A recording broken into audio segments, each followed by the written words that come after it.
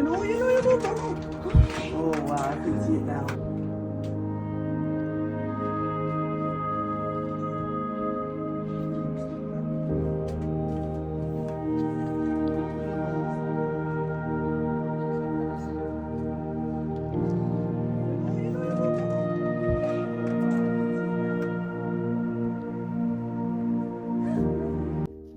Hi, this is Logan Canada na. So, kung nakita nyo, grabe.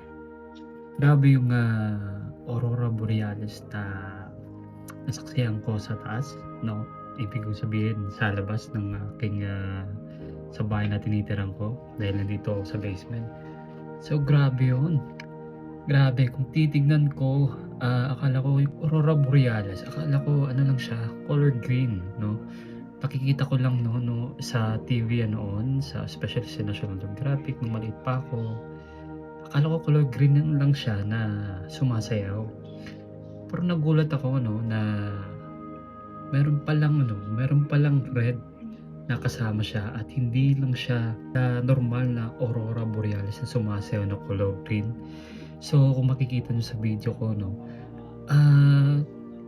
grabe, isa siyang kung nanonood kayo ng ito yung pinaka the best na i-describe ko yung nakita ko kung nanonood kayo ng Avengers kung nanonood, especially yung Thor,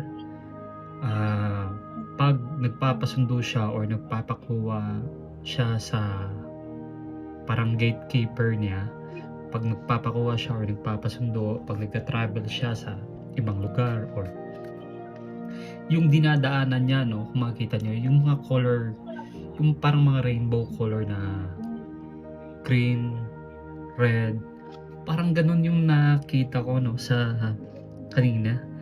Grabe, sabi ko, parang totoo pala to. Nangyayari pala sa totoo pala, nangyayari pala sa totoong buhay to. Parang yun yung naalala ko, grabe pala. And ni-research ko kanina lang kung bakit nagkaroon ng ganon. Kasi na-witness ko rin na sabi ng may-ari ng bahay na first time niya daw nakakita ng color red. So, nagtaka ako doon. So, nung na-research ko, nakita ko na nagkaroon pala ng solar storm. So, yun pala yung effect ng solar storm. At matindi yung solar storm, So, yung nangyayari, may solar storm, syempre yung Earth natin may sariling magnetic field na nade-deflect or syempre yung magnetic field, sinishield niya yung mga solar storm.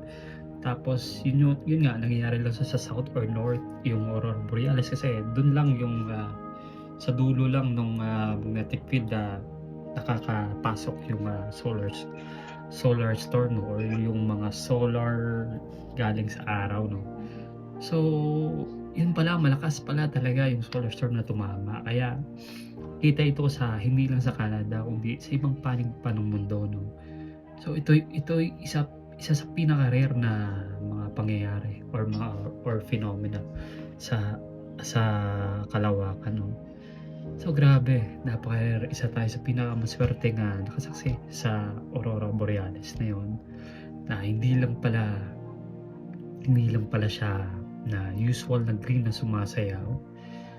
Napakaganda pala, parang out of this world yung nakita ko kanina.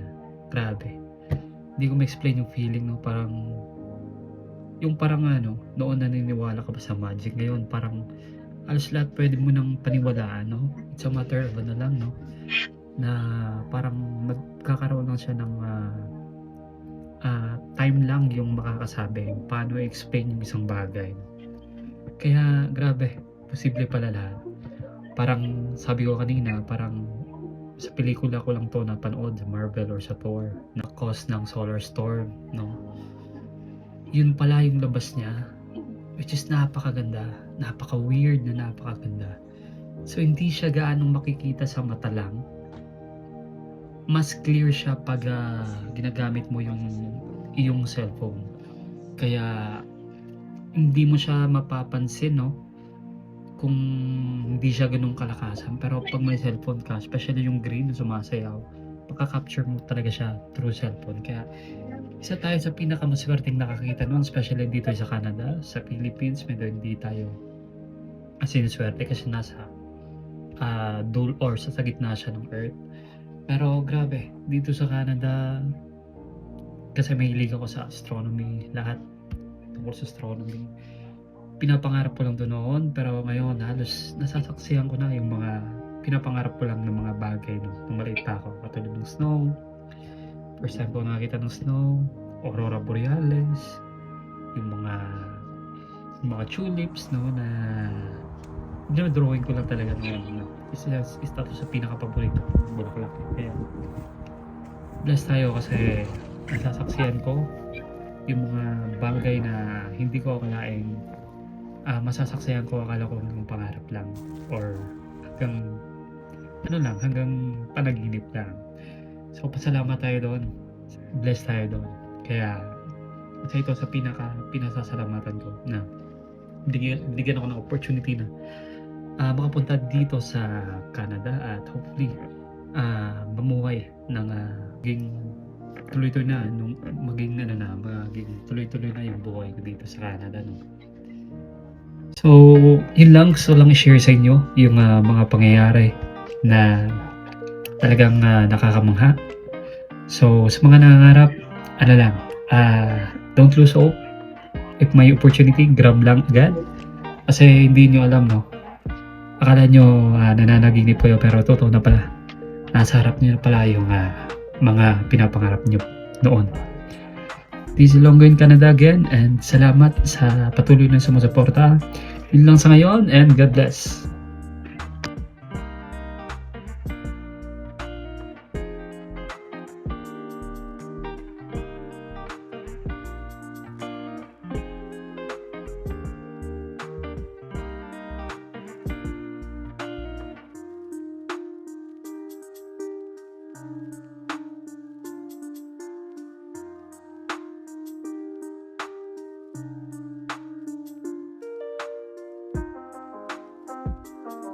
Hi, Longo in Canada here. Please like, share, and follow po sa ating page. Salamat!